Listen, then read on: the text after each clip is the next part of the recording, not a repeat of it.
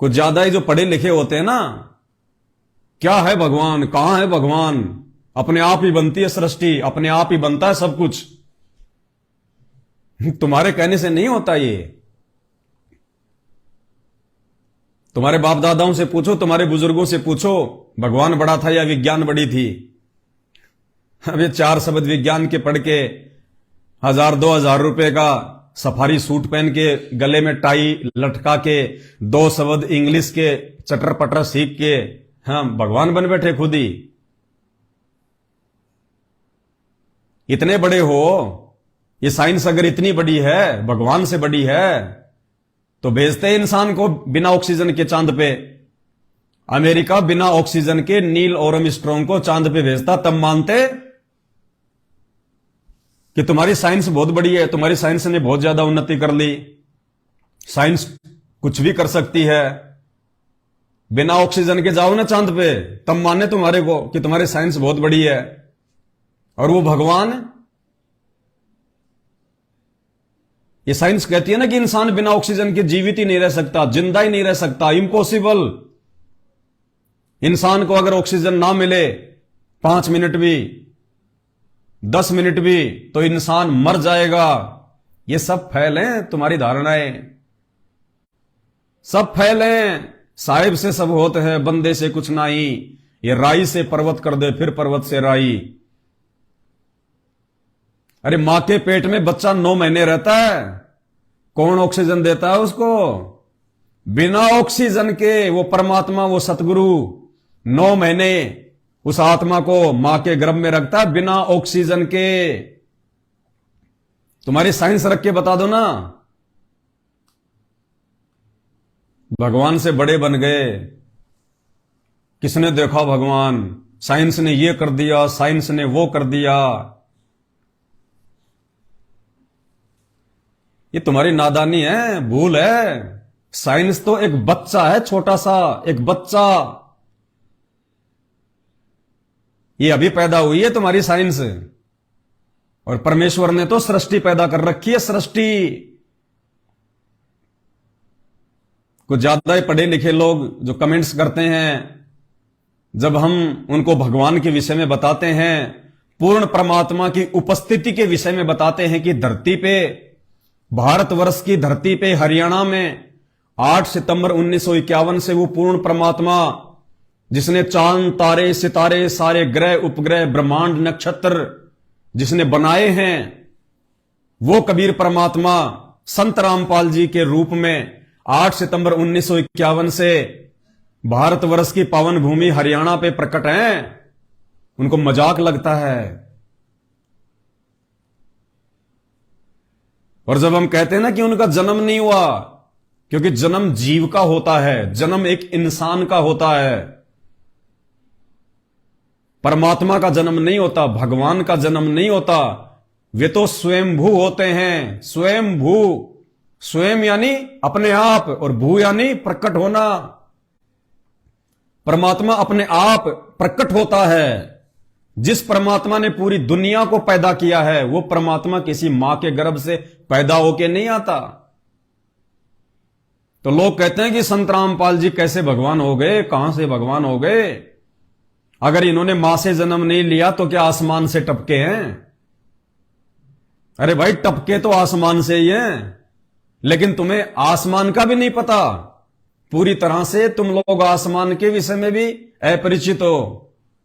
आए तो आसमान से ही हैं, सतलोक से, लेकिन तुम्हें नहीं पता वहां का।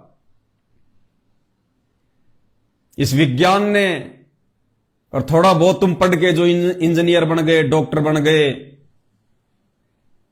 छोटी मोटी कोई नौकरी लग गई, 50-60 हजार रुपये घर में आने लग गए, खुद का बंगला हो गया, छोटी सी गाड़ी ले आया, अपने आप को पता नहीं शेर सा सूरी समझ बैठा, तो तुम्हारे दिमाग में ये बातें नहीं घुसेंगी अभी।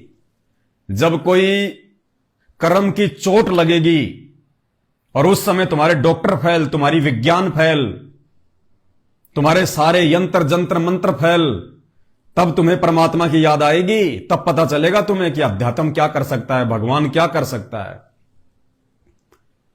तो वो भाई जो कहते हैं ना, क्या संत रामपाल जी आसमान से टपके हैं क्या? अगर मां से जन्म नहीं लिया तो क्या आसमान से टपके हैं?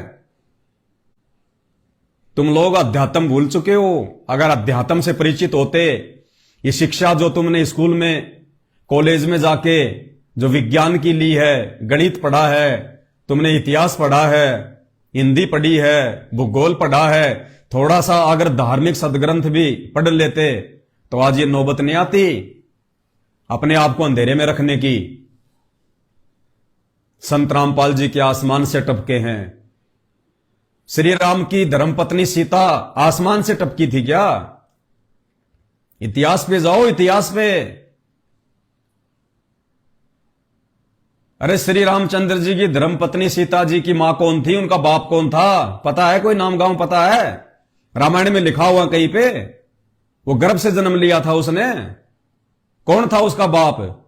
क्या नाम था उसकी मां का? जानता है कोई? वो कहां से टपकी थी? इतिहास से कोसों दूर हो तुम, आध्यात्मिक इतिहास से। जब राजा जनक यज्ञ करने के लिए धरती को संवार रहे थे, वो हल चला रहे थे, तो जमीन से एक मटका निकला था, और जब उस मटके का मुंह खोला, उस मटके में से सीता जी निकली थी। सीता जी, तो सीता जी कहां से टपकी थी भाई बताओ? आसमान से टपकी थी क्या सीता जी? सीता जी का जन्म किससे हुआ था? संत रामपाल जी के ऊपर उंगली उठाने वालों, रहने दे इसको, बंद कर। संत रामपाल जी के ऊपर उंगली उठाने वालों, कि उनका जन्म नहीं हुआ तो क्या आसमान से टपके थे? अब याद करो अपना इतिहास। तुम्हारी माता सीता जी कहां से टपकी थी? जमीन से निकली थी, घड़े से। तुम्हारी विज्ञान पैदा कर देगी मटके से इंसान? कर सकती है क्या? लाख जन्म में नहीं कर सकती तुम्हारी विज्ञान एक मटके से इंसान को पैदा। लेकिन सीता जी मटके से पैदा हुई थी।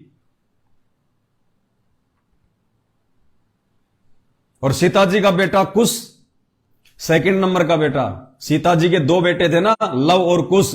लव तो रामचंद्र जी से हुआ था। कुश को किसने पैदा किया था? वाल्मीकि ने घास के तिनके से पैदा किया था, अपनी मंत्र शक्ति से, अपनी वचन शक्ति से।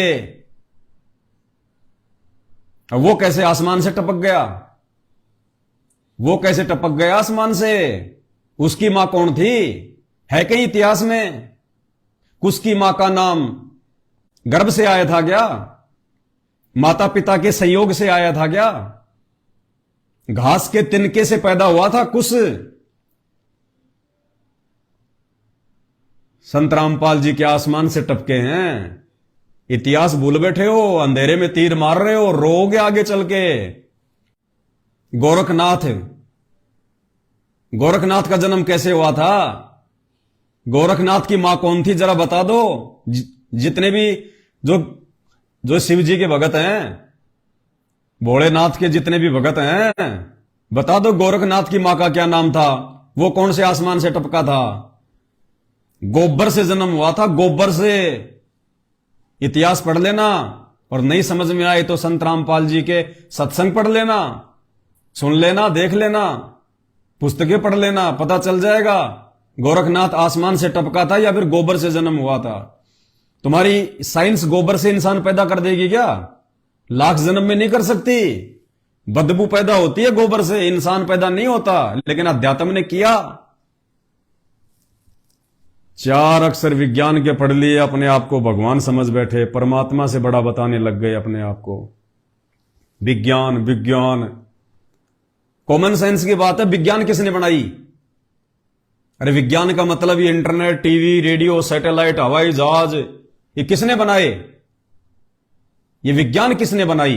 आप कहोगे जी इंसान ने बनाई। और इंसान को किसने बनाया?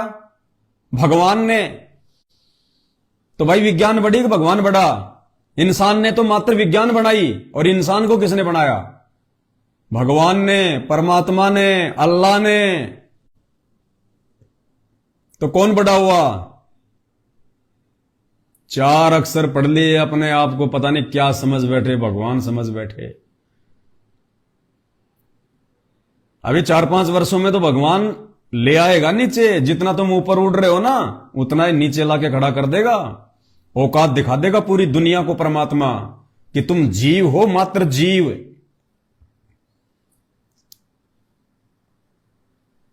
और साइंस ने जितनी भी चीजें बनाई है, चाहे हवाई जहाज बनाया हो, चाहे बड़ी बड़ी फैक्ट्रियां बनाई हो, चाहे कुछ भी बनाया हो, ये मटेरियल कहां से लाई? अरे साइंस मटेरियल कहां से लाई? जमीन से, पहाड़ों से। तो पहाड़ों में जो मटेरियल है, वो जो पहाड़ हैं, जो मिट्टी है, ये किसने बनाई? तुम्हारी साइंस ने बनाई क्या? ये मिट्टी, ये पहाड़ जहां से तुम ये मटेरियल निकाल रहे हो, कच्चा सामान निकाल रहे हो, फिर फैक्ट्रियों में तुम इनके क्या क्या बना देते हो। ये कच्चा सामान के लिए मटेरियल कहां से लाई साइंस? आसमान से लाई थी क्या? चांद से लाई थी क्या? जमीन से खोद खोद के निकाले ना।